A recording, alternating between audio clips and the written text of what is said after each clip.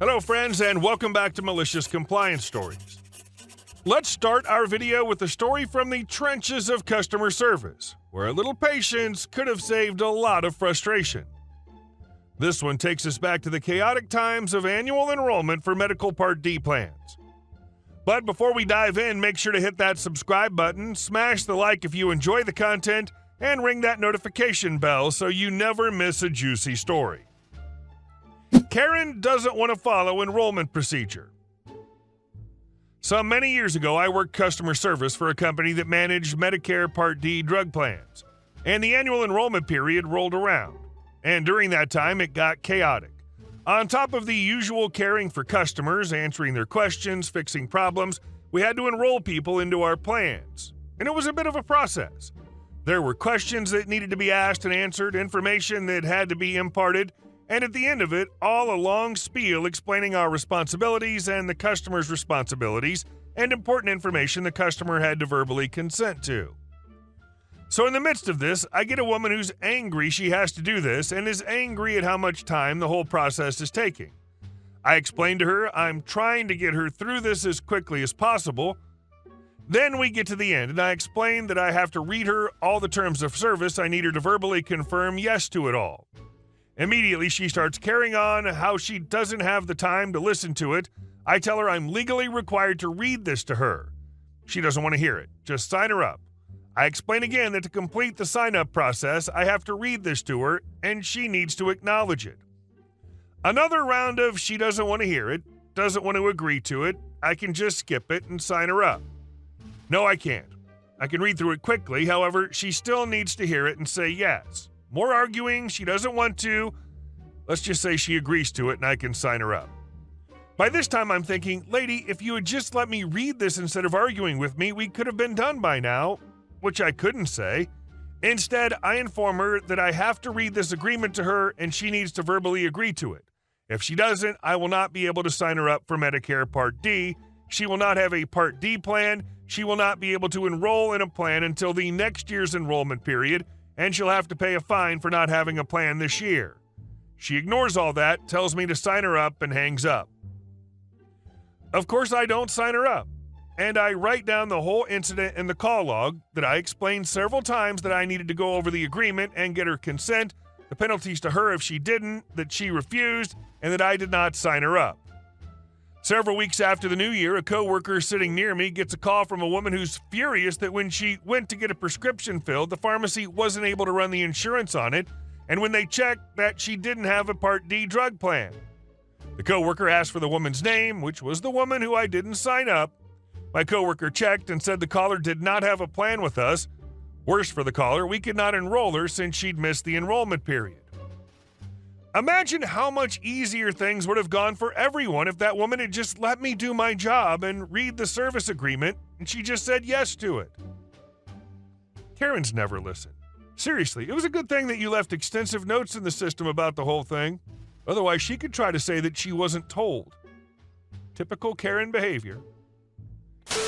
And our second story. If you don't give me my computer, I'm going to call the cops. Hello. So I'm not entirely sure if this fits here because my job is split between retail sales and repair work, but it's definitely about the stupidity of customers, so I'm going to pick here. So it's an average weekday morning. I'm in the back, hiding away from the floor, working on some repair I don't remember. The phone rings and I pick it up and give my usual cheery greeting despite my state as a soulless husk that pines for death. Me. Hello, thank you for calling blank. How may I help you? Customer. Yeah, I'm just calling to check up on my repair. I left it with you guys like a week ago and haven't heard anything. Me. Okay, what name is the repair under, sir? Me. Blankety blank, and it's a 2014 MacBook Pro 15. Me. Got it. I put him on hold to look through my system and can't find him there. One of my coworkers is sort of dumb and will often misspell customers' names. I found the name Jennifer spelled like Xeniffer. So I try common misspelling, still nothing. Me. Hello, sir. I'm trying to find you in our system, but I'm having trouble. I think your name might have been misspelled. Can you please give me your phone number so I can find you? Customer. This is ridiculous, but whatever. Fine. It's 555-555-5555. Me. So now he's getting pissy, which is awesome. Love that. I tried to find him in our system by phone number and nope, nothing. So I wrote my awesome manager in. He says to try and see if we have him in the sales side of the system, try both name and phone number, and nothing. My manager asks what model computer, and I tell him, and we both look for it, nothing. So I pull him off hold and say something that causes everything to explode. Me. Sir, we can't seem to find you anywhere in our system, not in sales or service. I also can't find that exact model in our store. We currently do not have any 15-inch MacBook Pros in for repair. Are you sure you left your unit with us? Customer. This is town location, right? Me. Yes, sir, it is. C. Unintelligible yelling. I left it with you people and you lost it! I immediately hand the phone to my awesome manager and he takes over, trying to calm the dude down. He yells at my manager for a few more minutes and my manager asks him questions. Awesome manager. What does the computer look like? Customer. It's covered in stickers, which the guy who took it in commented on. AM. Okay. What did the tech who took it in look like? C. He was tall, dyed red hair, nose ring, and tattoos. AM. Sir, none of our techs here fit that description. C. More screeching. I swear to God, if you don't find my computer, I'm going to call the cops and have you all arrested. So now I get the idea that maybe he left it at another location or a similar store. I start calling around while he's still yelling at my boss and he's trying to calm him down. I call a store we're friends with. I went to high school with the GM, who often refers customers to us if they can't help them. They answer and I ask for the service manager there. Me. Hey, name, got a weird question. Got a really mean customer by the name of blank who's calling in convinced he left his unit with us, but he can't find it. I know you got tats and a nose soup, and that's the description he gave us, so... Service manager. Yeah, I do. What's the model and name again? M, model and name. He says it should be covered in stickers. SM, oh yeah, we got it. I actually gave him a call yesterday. M, great, thank you. I flag my boss down and tell him I found it and it's at our friend's store. He looks so relieved and tells the customer ranting. Awesome manager, sir, I just got word that we found your unit. C, about time. AM, yes sir, it's at friend's store and they actually recently gave you a call to ask if you wanted to proceed. C, rude, and hangs up. We both looked at each other and just laughed at how stupid and rude he was, and I couldn't wait to text my GM friend about the stupid customer they had incoming. When you'd rather hear yourself yell and throw a tantrum than work with people trying to help you. And our next story. Towed a stranger out of our driveway.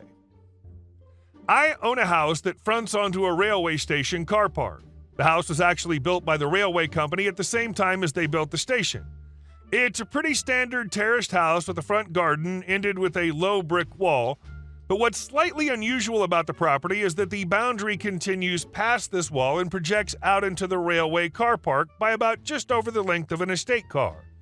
The area is just over 2 cars wide. The edge of our boundary is then marked by a brick set into the ground and marked with the initials of the railway company. This area is not rented or permitted usage. We have freehold ownership of it as detailed on the land registry and in the deeds of the property. The rest of the car park is managed on behalf of the railway company by a private parking company. It's heavily signposted as being private land, and as well as the parking company signs, the area in front of our house is twice signed as a private road residence only. We've had remarkably few issues with people parking on our land since we purchased the house, so more stringent anti-parking methods, other signage have not so far been required. On Tuesday evening, a VW Tiguan appeared on our drive. I checked with the neighbors, but no one knows whose it is. The only clue is that in its windscreen it has a car park pass for a beach car park about 15 miles away. So I have good reason to believe it's someone who's parked their car and then traveled onwards by train. It has up-to-date tax and mod, is it reported stolen, and is in good condition. There's no reason to believe it's been dumped. We have 2 cars and the area we live in is heavily controlled by both private and council parking restrictions, so we have to go a long way to legally park for free. This vehicle being left on our drive means we're having to park one of them elsewhere, which obviously causes us significant inconvenience. Determined to resolve this, we first called the parking company managing the station car park. They confirmed that the area in front of our house was indeed our private property and not within their jurisdiction to enforce parking rules. Frustrated, we contacted the local council, explaining the situation and providing evidence of our ownership. They advised us to contact the police for further action. When the police arrived, they confirmed the car wasn't stolen but couldn't help much since it was on private property. They suggested trying to contact the owner through the beach car park indicated by the pass on the windscreen. With this information, we called the beach car park management. After explaining the situation, they agreed to check their records for the pass number and try to contact the owner. Meanwhile, we decided to leave a polite but firm note on the car, explaining that it was parked on private property and requesting the owner to move it immediately. The next day, we received a call from the beach car park management. They had managed to contact the car owner, who was indeed traveling by train and unaware they had parked on private property. They assured us the owner would return to move the car within a few hours. However, hours passed and the car was still there. Frustrated and needing our space back, we decided to take stronger action. We contacted a local towing company, explained the situation, and provided proof of ownership of the land. The tow truck arrived within an hour and carefully towed the car away. Later that evening, the car owner arrived expecting to find their vehicle. Instead, they found our note along with a notice from the towing company. They knocked on our door, apologizing profusely and explaining they thought it was a free spot since it was right next to the station car park. We directed them to the towing company to retrieve their car. While the situation was resolved this time, we decided to take additional measures to prevent future incidents.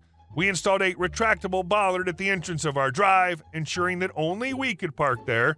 This way, we wouldn't have to worry about any more surprise visitors taking up our space. And our last story. So I wore the wrong type of underwear in the pool. I, 24-year-old male, hosted a friend from college, also 24-year-old male, that I hadn't seen since before the pandemic.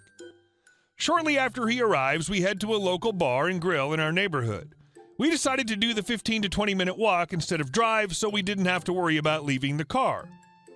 I was joined by my roommate, 25-year-old male, and also a good friend, and his newish girlfriend, 22-year-old female, who I don't know that well but have always had friendly encounters with when we've hung out.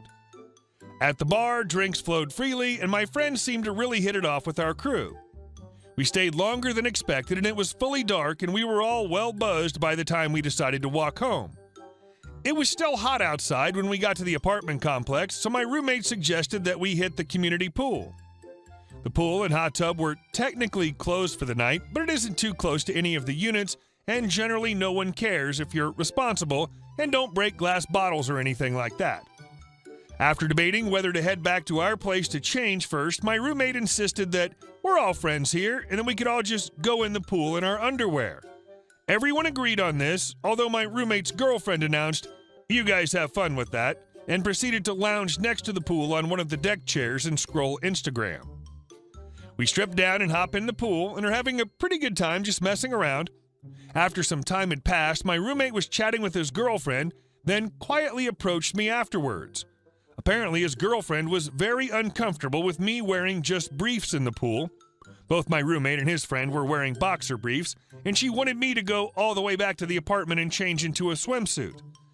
I initially protested and said it was his idea in the first place, and now everyone was in their underwear and none of us cared, and what's the difference?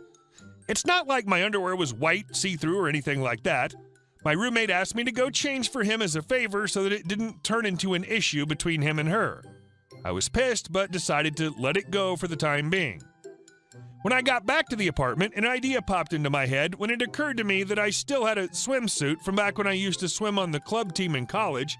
So I put on my Speedo and head back out, armed with another six-pack for the boys and only a t-shirt, towel wrapped around my waist, and flip-flops.